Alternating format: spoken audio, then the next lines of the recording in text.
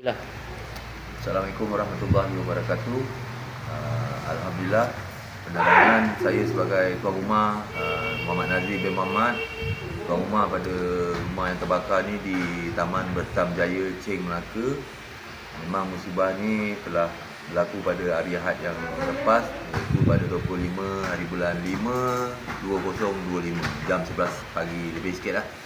Jadi dengan keadaan yang kelam kabut dan juga tak pernah mengalami musibah yang segini besar untuk dalam keluarga saya maupun dalam taman ni, saya mendapat perhatian daripada YB kawasan dan keesokan harinya pasukan yang diketuai oleh Ustaz Anwar dan juga yang mengkondaksikan pasukan Jabatan Amal Kawasan Tangga Batu dan juga para sukarelawan yang lain bersama-sama bergabung tenaga, penuh tenaga, all out lah saya cakap kan. Memang saya sendiri tengok, memang Alhamdulillah memang amat-amat terbaik dan terkesan di dalam hati saya sekeluarga. Penglibatan AJK Pemuda Kawasan dalam membantu saya daripada semalam dan hari ini, iaitu semalam 1 hari bulan 6, hari ini 2 hari bulan 6, dengan keadaan yang dah nampak lebih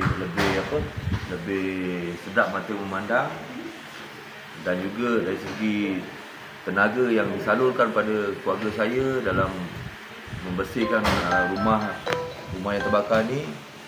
Juga ada juga kata-kata dan juga sokongan moral daripada ustaz dan juga tim pasukan Jabatan Amal sukarelawan ni juga untuk menguatkan lagi saya menghadapi musibah ini.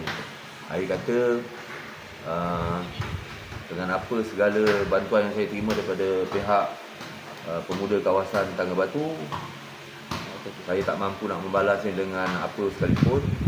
Cuma saya berdoa semoga mereka semua ni dirahmati Allah dan sentiasa dipermudahkan segala urusannya dalam membantu masyarakat setempat, apatah lagi dalam memberi komitmen dan juga tenaga dan buah fikiran dalam apa jua keadaan sekalipun.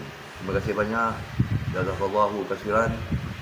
InsyaAllah ada masa nanti saya akan berjumpa dengan mereka sekali lagi, insyaAllah. Sekian, terima kasih. Kata. Ustaz nak komen apa ke?